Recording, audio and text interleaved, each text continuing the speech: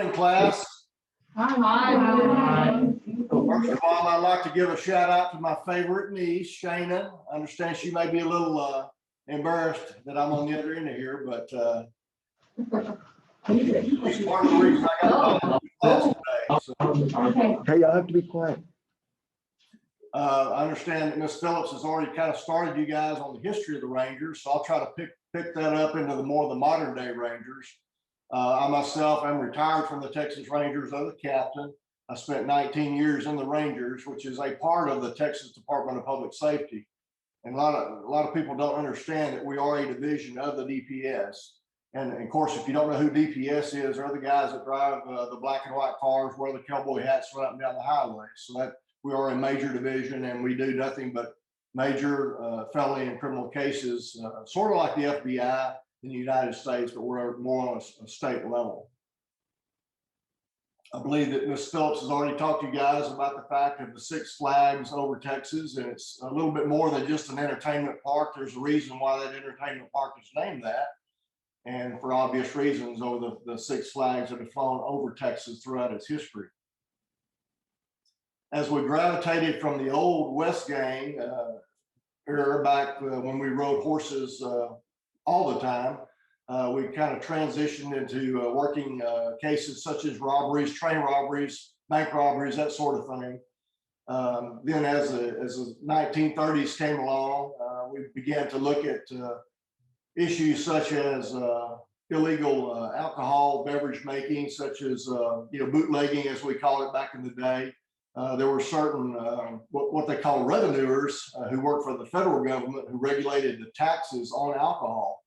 And obviously people tended to not want to pay their taxes or those taxes, and they would make their own alcohol and sell it to individuals. And that's sort of how we got involved into that part. Probably one of the most famous Texas Rangers there ever was a guy named Frank Hamer. He's the guy responsible for tracking down Bonnie and Clyde in 1934, who eventually found them in Louisiana and conducted the ambush, in which took them, unfortunately, met their demise with Captain Hamer and the rest of those guys. Now we transition into history. Questions I get asked is, first of all, they don't know the Texas Rangers still exists. Yes, we do. We don't play baseball either. I've been asked what position of baseball team I played, and obviously I don't play baseball. The second, probably the most asked question is, what do we do?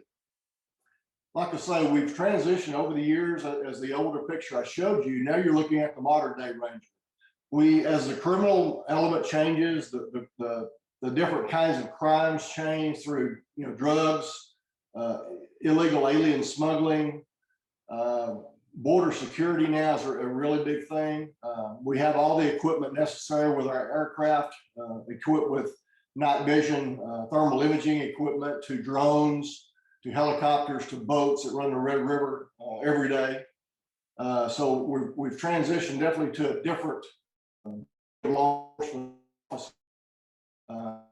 That's what I believe that we've always been able to do is, once those kinds of things change, we're able to adapt and overcome and change as we need changing to fight crime.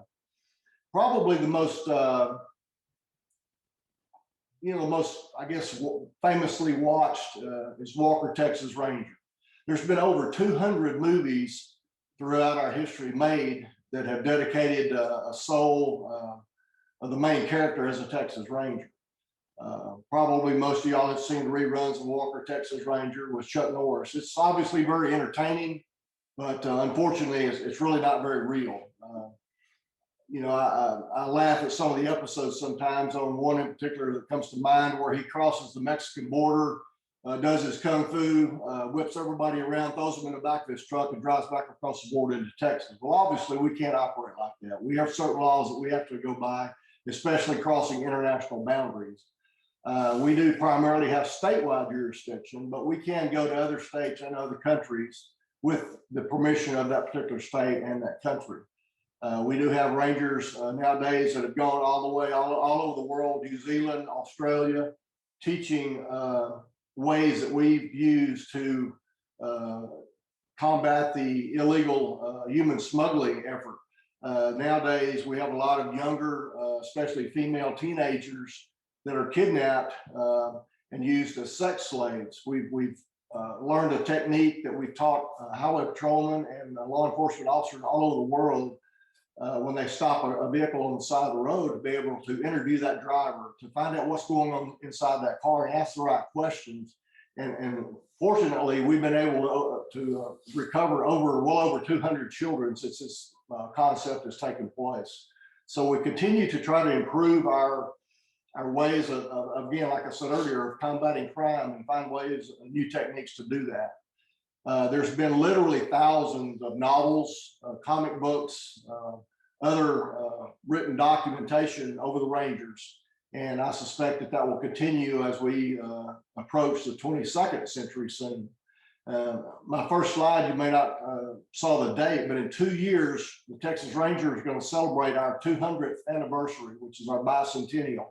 So we're obviously in the planning stages of that to try to make this a really special occasion for all the Rangers and retired Rangers that's come before us.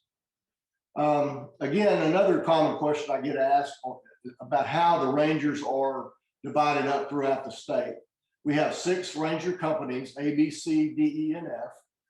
And we have somewhere in the neighborhood of 173 Ranger positions that have been authorized by the state legislature. We cannot simply go out and hire more people just because we want to. All of our numbers are controlled by the governor and the state legislature, and they oversee our budget and give us the necessary funding and other equipment that we may need to do our jobs. Again, I pointed out earlier that our main concern is to assist the local law enforcement agencies with major felony investigations.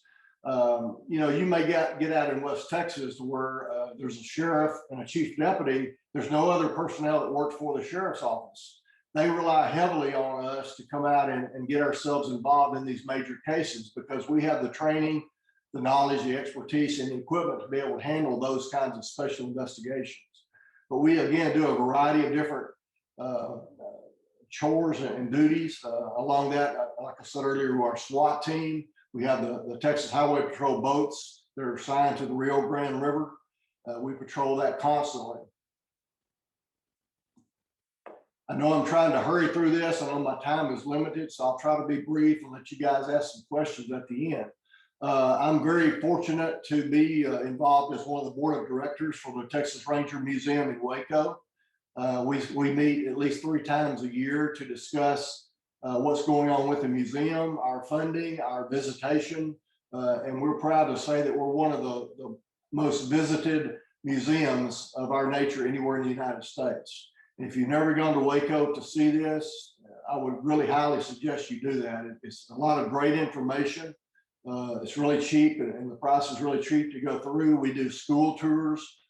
So if that's something that your school may be interested in, you can contact the museum there and they can work out all the details to that. Our Ranger badges are very unique. Our badge out of a 1947 through 1948 Mexican Cinco Peso. There's several different reasons why we choose this particular coin, but it's sort of we're a very traditional and historic organization. So back in the late 1860s or early 1870s, obviously metal was very hard to come by. And I'm not sure who's credited with this, but they found this coin and they carved themselves a Lone Star badge. And that sort of caught on with the other Rangers, and it became the official badge of the Texas Rangers, even still today. There are only 3 or 4 authorized metalsmiths in Texas that are authorized to make this badge for us. This coin is 9/10 pure silver, as you can see up in the upper screen there. I think it's got a lot of significance in the fact of how pure silver it is. It represents the low. And obviously on the top screen, they make the front of the badge and they simply grind that Indian head off of there and then stamp the lettering onto the badge. What's unique about the back of the badge is even though the star is cut out of the badge, you can still see the writing and the eagle on the back of the badge.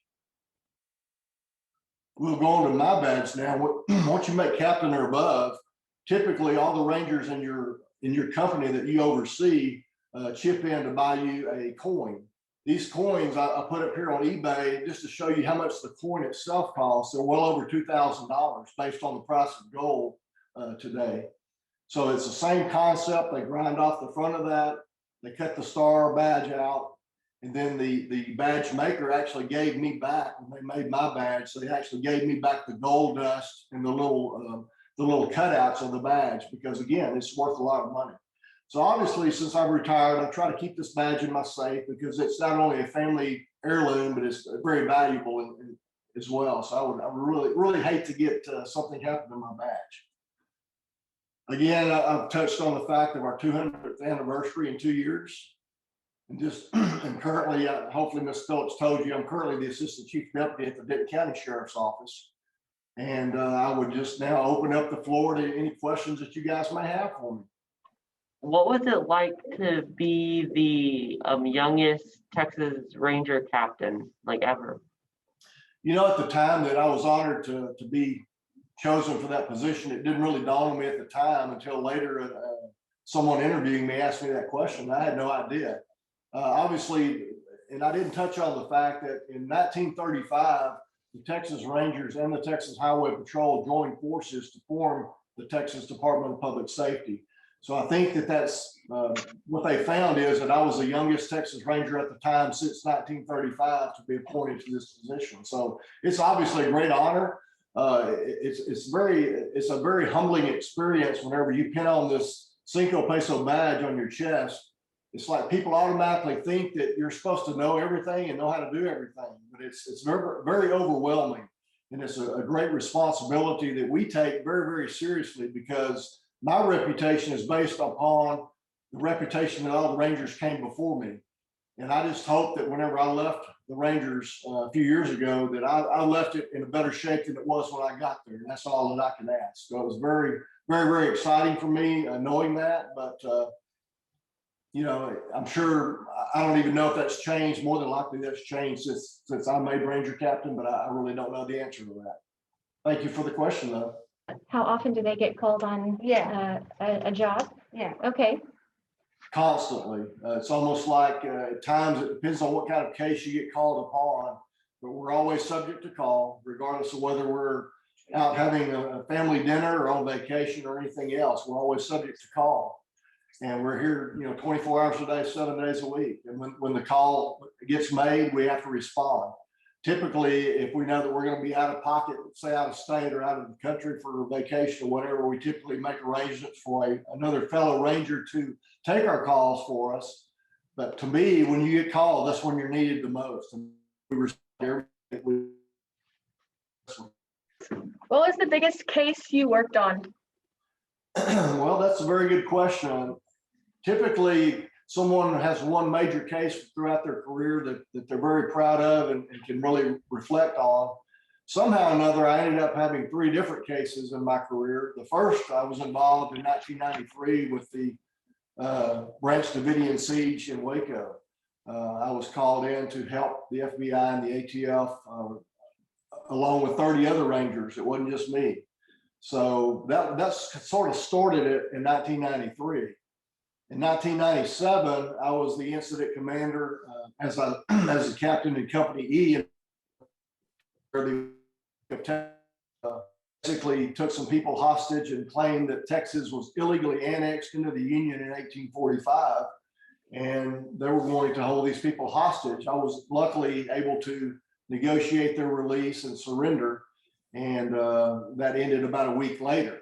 Then about 2 months before I retired in 2008, we had an incident in El Dorado, Texas, to where a polygamous group called the Fundamentalist Church of Latter-day Saints had some 400 plus children in their control, and they had multiple wives, and we ended up making about 12 or 13 different cases. We seized the 1,700-acre ranch and ultimately got indictments and got convictions on all those people involved. So that's kind of it in a nutshell with those 3 cases, but it's always fresh on my mind. It's almost sort of like a dream. Was I really there? Was I really involved in that? So it's very surreal to me to be able to reflect on those kinds of cases. What kind of weaponry or tools might you use is a big question that the students have during your time as a ranger. Well, obviously, it's an array of weapons and equipment, and more than likely, if it's not in the trunk of our cars or in the back of our SUVs, we don't need it. So we obviously have to carry a lot of equipment, such as fingerprint equipment, crime scene equipment, because we get called upon to work crime scenes from the moment a crime occurs all the way through to the arrest, the conviction, and subsequent, hopefully, punishment of the individual involved. We have a lot of automatic weapons. We typically carry a DPS issues us a Sig Sauer 9mm pistol. But in the Rangers, we've always been able to carry our own personal weapon if we choose to do that. My personal weapon of choice is a 1911 45 automatic Colt. It's sort of, again, a traditional thing that they've done throughout the years. And again, we're a very traditional organization. So we try to carry on those traditions. We have a lot of long rifles with scopes, sniper rifles, that sort of thing. Again, we feel like that we can handle any situation that we come upon by our personnel, our training, and the equipment that we haul with us. Very cool. I do have a personal question about the ideology of Texas Rangers and how horseback missions are really a thing for everybody. We know that they're not always a mission. There's not always a mission on horseback, but did you ever experience one of those missions? And if so, what was it? All the time. We believe it or not, even though the traditional Ranger rode horseback, we still do that today. We have a lot of Rangers that are experts in horsemanship. I myself was stationed in Huntsville, where we had 7 different prison units there. We were constantly having issues with either prisoners escaping, or say if someone flees the police and they jump out of the vehicle and run into the woods. They typically would call me or anybody else in that area. TDC, our prison system, has tracking dogs, and they provide us horses. So we would mount up. We train with them constantly to be sure that we're proficient in our horsemanship skills as well, and know how the dogs work, know what to expect. And this continues today, believe it or not. We try to rely on more modern technology like helicopters, airplanes, and such, but sometimes you just have to get down back to the basics and go back to the way it all got started on horseback. Very cool. In addition to the Texas cases, we know you guys are specific to Texas, but are there ever any cases that you handle that are outside of the state? A lot of the cases, depending on where you're stationed, a lot of the stations that are close to a state line border or perhaps Mexican border, we're constantly working with other officials in other states and other jurisdictions. The case that I mentioned earlier about the Fundamentalist Church of Latter-day Saints, they were a nationwide organization, and even up into Canada. And as of late, our Rangers have worked very, very closely with the Royal Canadian Mounted Police in making cases in Canada as well. So we have that reputation, probably Royal Canadian Mounted Police, FBI, Scotland Yard, and the Texas Rangers. I think we all join in the fact that we're very well known throughout the world about our personnel, our abilities, and our experience. So we share in that, I guess, notoriety, if you will. Can you talk about some of the interaction that you might have with Texas government, specifically the governor of Texas, or maybe people that are close to him? Great question. For years and years, we were primarily the protective detail for the governor. We would assign at least 2 Rangers everywhere he goes. One would go out and look, would have a pre-schedule available to us to go out and check all the venues that he may be visiting, talk to people, get routes to the hospital, make emergency contacts in the event we needed those. And we would be the primary contact in those areas. We still do that to some extent today, but we do have another division that's solely dedicated to that full time now. But again, any kind of state official, governor, lieutenant governor, speaker of the House, any foreign dignitaries throughout the United States or another country, if they were to fly into Texas, we would personally guard them as well. We would assign another ranger to actually drive the car to again be sort of like their bodyguard in a sense, because anything that happens to people of that stature obviously would be a very black eye to the state of Texas. We want to make sure that that sort of thing doesn't happen, and we take care of all of our basics. Very cool. Thank you for answering those questions. Do I have any other questions from our class at all? No. Okay. Captain Kibber, it's been such an honor to hear you talk about the 21st century Texas Rangers and about your personal experiences. We have definitely gained a wealth of knowledge from you, and we're thankful that you joined us in our classroom today. Thank you. You're welcome. Glad to do it. Great. All right, everybody, give Captain Kibber a big thank you and a wave. Hi, girl. See ya.